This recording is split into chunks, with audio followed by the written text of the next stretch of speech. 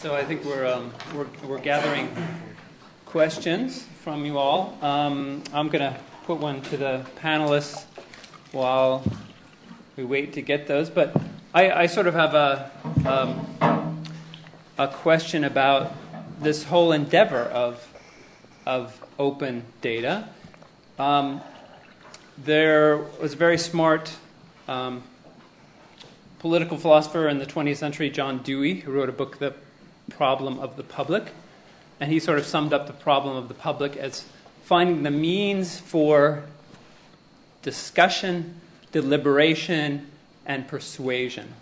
And I think that's still with us today, even though he wrote that book in 1927, because we live in a country where a lot of public persuasion and debate is sort of screaming at one another from ideologically determined positions. And I think everybody here today is an optimist in some sense. Can we change public discussion so that it's data-based, so that persuasion... I mean, Matt, you had sort of a quip about how persuasive a graph is, but I take that as a sign, a good sign. Like, really, a graph is persuasive? Or Eric's and whole project of intervening into a conversation really with data, with facts. As Daniel Monahan said it at some point, each politically opposed position has the right to their own opinion, but not to their own facts. But I think we're in a particular society where that's under contention. So I think we're optimists, but I think it's a warranted optimism. Lauren Ellen's boss, Ellen Miller, sent out a newsletter this morning, more or less pointing out a success they had in finding an anonymous contributor who contributed to the last election cycle in what looks like an illegal way, $1 million thing. So just digging through the data, finding this kind of things. Maplight has plenty of those successes reported in the news because you work so much with journalists. But can we be, I think we're warranted optimists, but is this whole endeavor of open data something we can hope to win in an environment where it's, I don't know, lots of places it's not with us? Yeah, I have some thoughts. Some of the pieces that we created were exactly because people were getting pulled into these partisan viewpoints that weren't necessarily based on anything but their background. So we've all experienced this if you've had political debates with people, that people have a filter and they stay with that filter. And I find that to be really disappointing because we all have the chance to make policies and influence policies in a democracy. And too often people are in their filter bubble talking to the same people and not seeking outside information.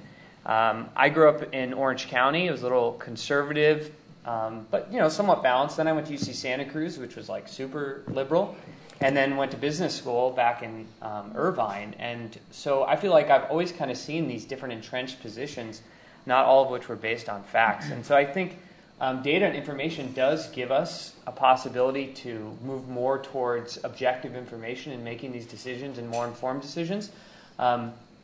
But people are going to use data because it's a compelling medium to manipulate in the same way that they're going to use other kinds of arguments. So to me, it's that data literacy, and as we get better at it and we understand how to look at data more and what it means and what it doesn't mean and where it came from and asking those kinds of questions, I think we'll get better. Just one other quick point. I think Jaron Lanier is speaking here. I saw a flyer out there. He's a very interesting guy, and he coined the term virtual reality. And somebody asked him once about artificial intelligence and whether we should create it and whether he thinks we can. And he said he thinks we will be able to create artificial intelligence that we wouldn't be able to tell as any different from human life. But he said the people of that time will be able to tell the difference. Back when wire recordings came out, people heard those things behind a curtain and thought a train was actually coming at them. If we heard a CD today, we'd be like, that's obviously not in the other room. So our ears and brains have adjusted as we've grown with it. And I think the same thing will happen with data. I think you also make the perfect case for why even as we need more digestible, more readable data and apps, we also need bulk access to raw data so that after we go through the process and information has been constructed to make a certain point, we have the ability to go back to an original source. We have the ability to go to where information came from and check it. We have metadata tags. We can see when it was actually released. And why, even as we're pushing on government to make data understandable, we also just need them to make data available. I actually get to quote Marcy Harris, who's sitting in the audience, to answer another one of your points that's kind of been brought up here. But we've actually never had a government system that is as transparent as one we have. No, I'm not saying our government at any level is actually transparent, but that the way in which we're looking at open data and transparency is new. Sure, people have been making data releases since the 90s, and I'm so glad that you brought up your project, because we tend to think like, well, open data as a term came out around 2005. This is modern history, right? No, we've been building to this for a while. But the government we have, and the way that we're understanding it, in the same way that you were just expanding upon the train, this is all very new. And the reason to be optimistic is that we're conscious of what we're doing. And as long as we have the consciousness that we are actively creating a new system, we can have a lot of influence in the system that results. And I just want to add to that. I mean, I think it's interesting. I mean, in some ways, data has gone from an informality in which we were able to collect it, but increasingly available, but much more formally required in terms of agreements and so on. But we definitely encountered this problem, in particular with the kind of information we were using, in which the information we were putting out there was very double-edged. That is, it could be used within a narrative that was entirely different from what we were doing. It could have been used, in fact, to label these neighborhoods that we were, in fact, trying to help out and try to represent. And so we had to contend with crime mapping sites, Perv Watch, all this other stuff, realty sites that say, look, this is what we need so you don't go live there. And we had to really weigh that when we were thinking about what we were doing here. And in some ways, the choice was ultimately, do we just bury the data and forget about it, put our heads in the sand and just not make too much noise out of this, or try and contend with it and develop policy narratives that could, in fact, contextualize and compete with these other kinds of uses of data. And I think the other thing that we saw in using this kind of open data was that if it's linked in some way to a meaningful possible, I mean, not to prejudge everything, but solutions, not to say, oh, here's the cookie cutter solution for this or that, but that it gets couched in a way that it's not just left open as a disaster. That's another sort of lesson we learned over time, that if you link incarceration to poverty, so what? So we have to cure poverty to deal with incarceration? No, we have to start to think about million-dollar blocks. How can we reinvest, and that sort of thing. I have a couple of very thoughtful questions from the audience. The first one is taking into consideration what's been said about separating the signals from the noise. Could the speakers elaborate on possible negative effects on society of data analysis? So we're being asked to be critical about this whole endeavor.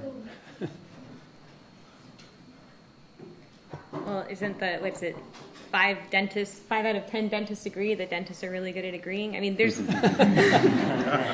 there's a whole world of ways that we can misinterpret data, and we do every day.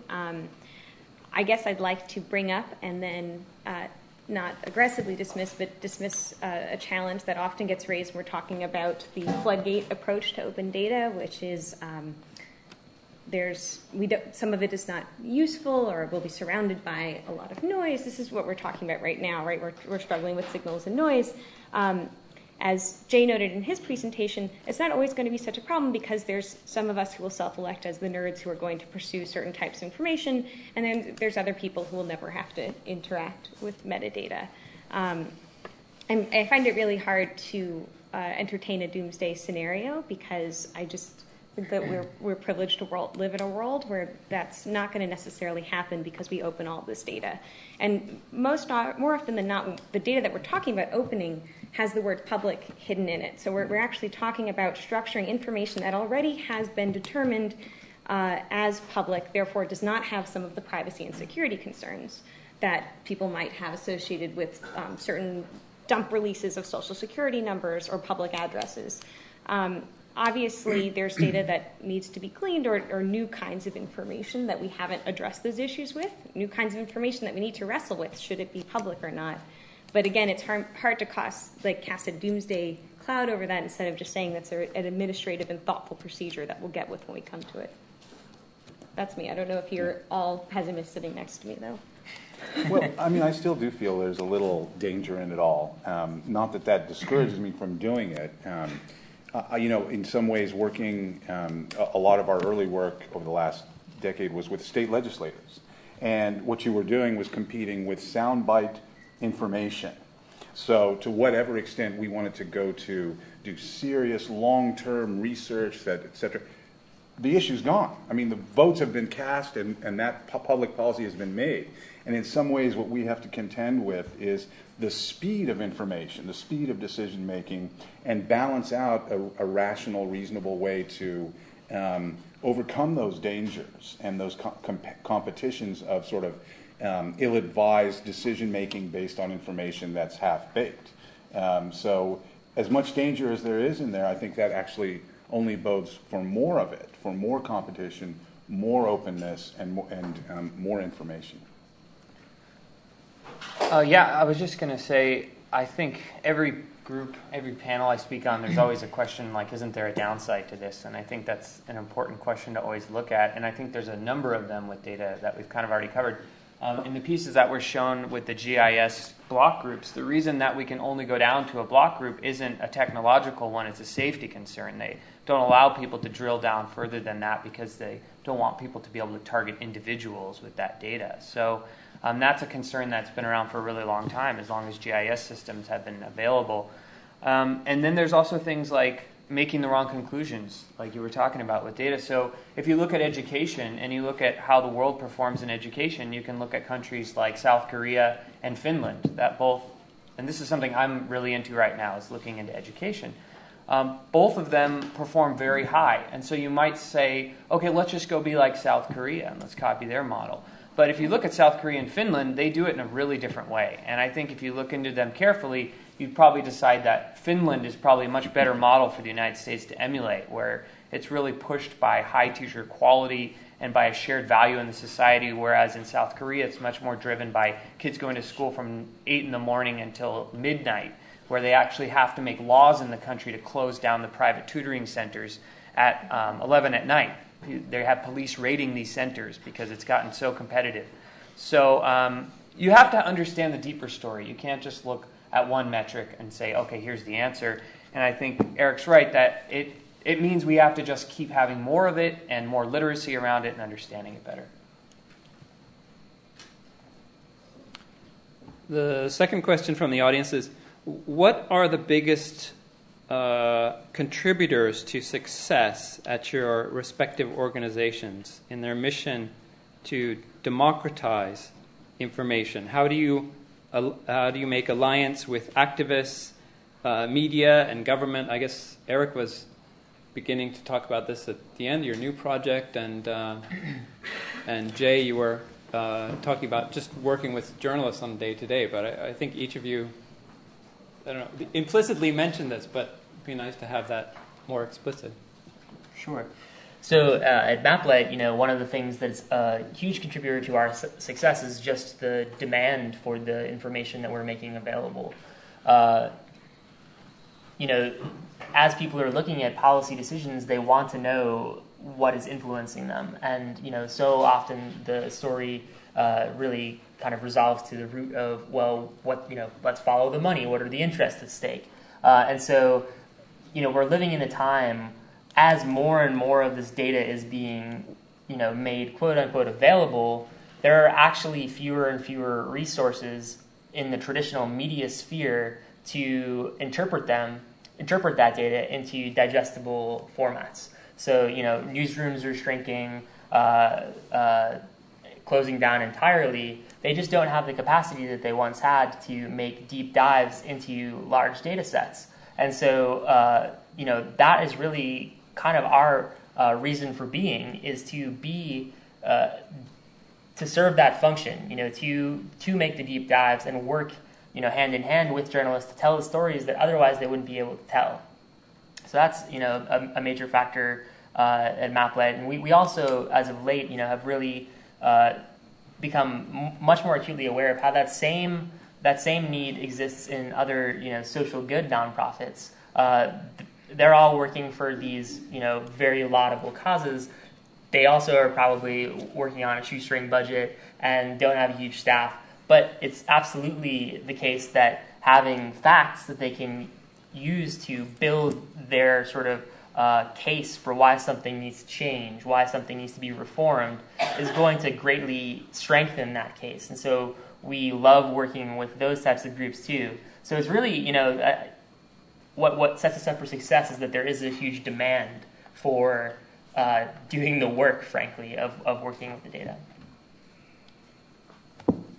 Yeah, I mean, I'll tell you that for me, it's been this constant sort of struggle between empathy and idiosyncratic interest. The idea that, well, I felt like I had a policy narrative story to tell, having been sort of involved in this for so long, but had to do it in a way that was highly sensitive to the interests and ways of seeing of the audiences that we were talking about. And while it was successful on certain levels and almost became metaphorical in this reinvestment and million-dollar block stuff, it also failed in some ways when that balance didn't work out right, and the atlas was more for me than it was, amenable to other. So for us, it's a constant sort of struggle between innovating ways of seeing, but doing it in such a way that those who we're innovating it for can see it, right? So it's a tough road. I think one of the things that set Sunlight out to be successful was the really critical feedback our founder, Ellen Miller, got when she actually set out to create this organization. Originally, Sunlight was supposed to be an award for journalists who were doing great anti-corruption reporting and using information and transparency stories. And everybody who heard the pitch was like, God, there are too many of those. Can you please help build tools that allow people to do that themselves? And that central decision point totally changed our approach to everything, and it's echoed in the things that Jay and Eric have already said, but it's taking on one issue from multiple different perspectives. It's making sure that ultimately we're getting back to constituents, residents, people, us, in the work that we do. And I think as part of that, it's also that even though we're a transparency organization, for Sunlight in particular, we never advocate for you to go out and get I love transparency tattoos, or to put transparency above any other social issue, because there are so many of them. And rather, we see our work as central to fueling advocacy. You need information about education to even have an informed debate about how teachers should be graded and what debates like principals should take into consideration for firing. You need data available on the cleanliness of our air and water in order to have discussions with politicians about it. You need information about organizations like Monsanto to be able to talk about campaign contributions. This is all transparency. This is all open data. And it's not a measure of false or forced humility, but rather just like practical necessity that we approach our work in this way. And I think that's why we're still here 7 years later.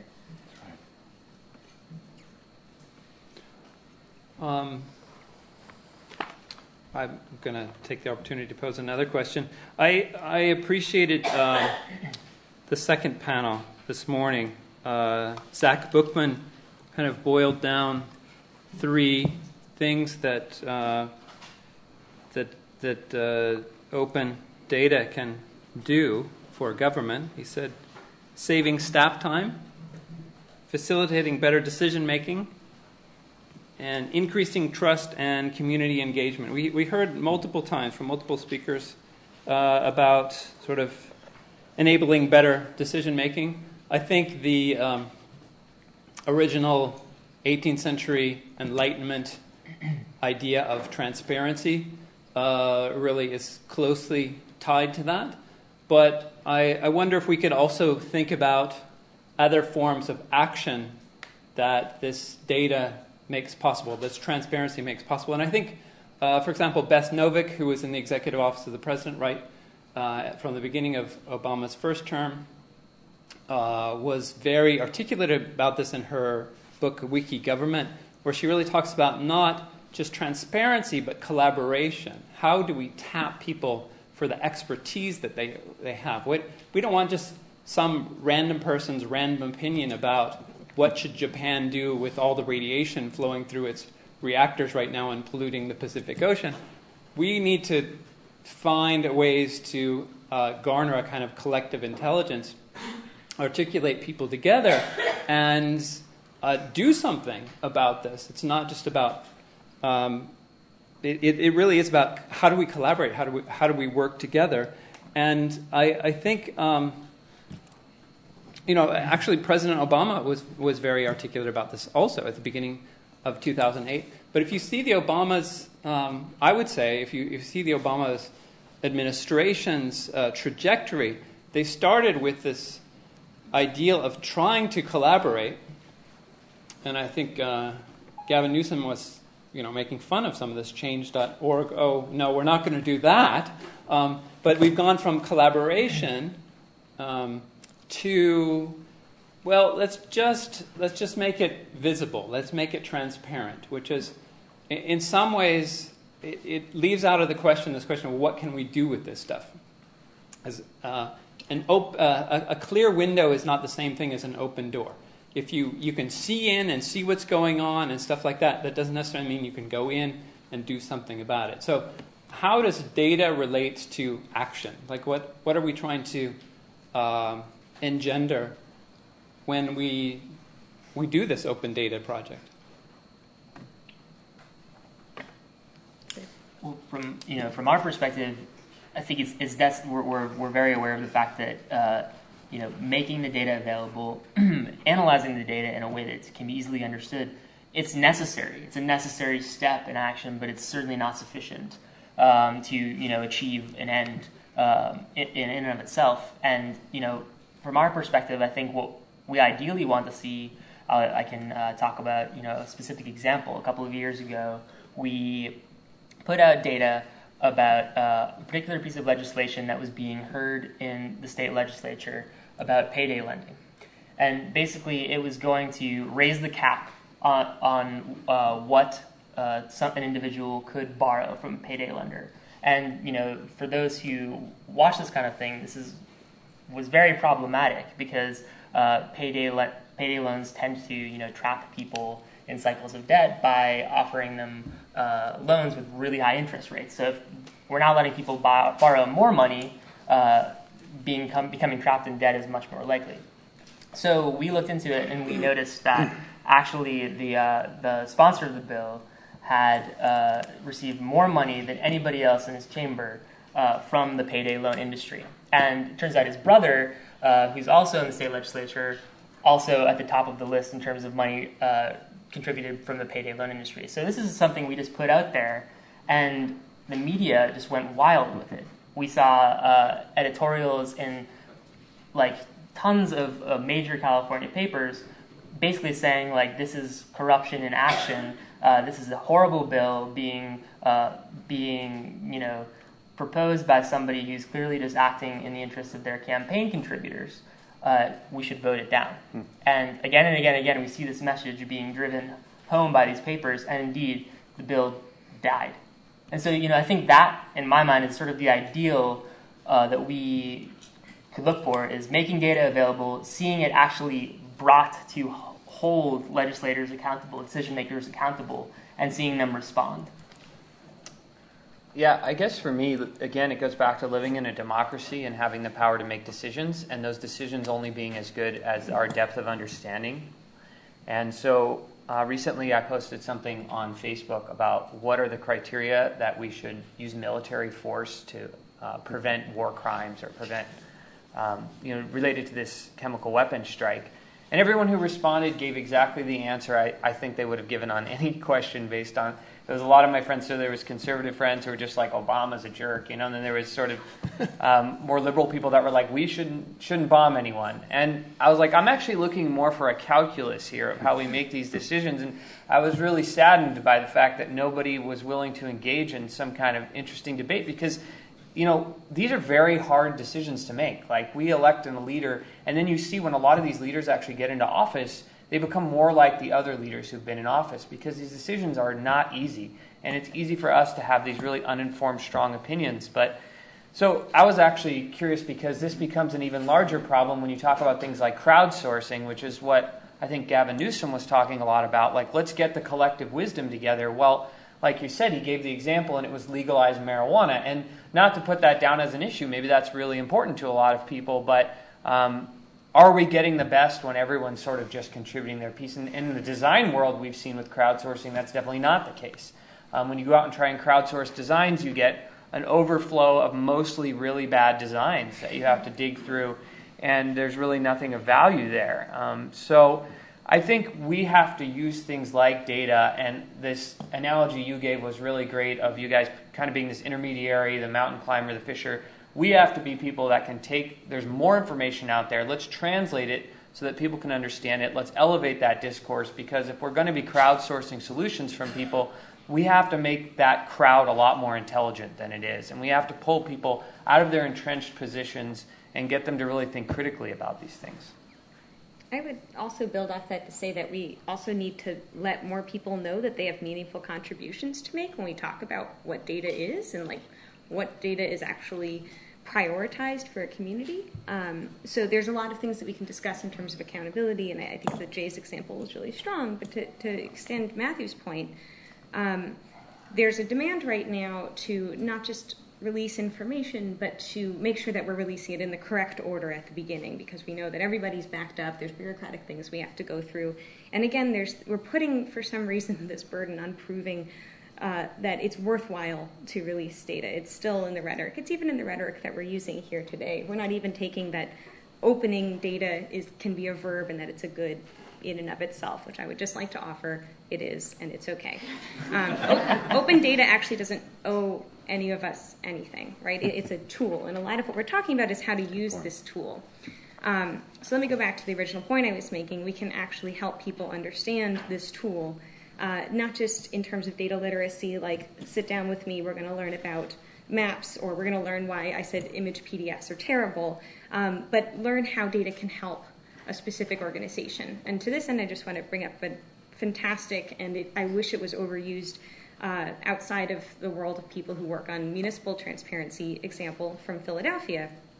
In 2012, 2011, the city was considering creating an open data policy. And as word broke around the city that this was coming, a local business, Azavia, got together with some nonprofit workers, and they decided to create the open data race. And what the open data race is, it was an effort to actually connect with community nonprofits who are not necessarily technology focused whatsoever. We're talking bicycle advocates, women's shelters, all over the map. And ask them, what government information do you need that you do not currently have access to that could make your work better? The list they got back was all over the place. Some things people said were not actually data that anyone was collecting. Some things actually were already made public, and they were just able to, matchmake with that information. And as they were able to find answers or kind of distill down this list, they finally got to a list of about 34 data sets that would make these nonprofits' lives better, that were released by the government, but that they did not currently have any means of accessing. So then the people behind the open data race said, nonprofits, this is your data list. Activate your networks, however you talk to them. If you do in-person meetings, email organizing, Facebook, whatever, but drive them back to this Facebook page, and the data sets that get the most attention will become this prioritized list that we will deliver to the city for release. And they got people, thousands of people, to contribute to this effort, people that do not look like any of the panelists sitting up here, people from a lot of different communities, a lot of different age brackets, and they have an amazing list. So they go to the city. And you can go and look up online, Open Data Race, the Philly's Open Data Race, and they'll show you the status of all these data sets in their release. Not all of them have been released, and it's been over a year since the policy passed and everything that's been going on. But the act of having that race, to me, goes to another spirit of your question, which is they went to nonprofits who engage with the government, who connect with people, who help people analyze what's happening in their democracy and then make everyday actions, and they helped them understand the ways in which government information could affect their work. That's, I think, open data not owing us anything, but actually making our lives incredible. And that's why still, I am an optimist at the end of this conversation because we have not yet begun to plumb the opportunities like that or to think outside of wiki pages and just wondering why nobody edits them after a while. Well, I'm going to give Lauren Ellen the last word here. We have to close. I want to thank our panelists. See you all in a bit.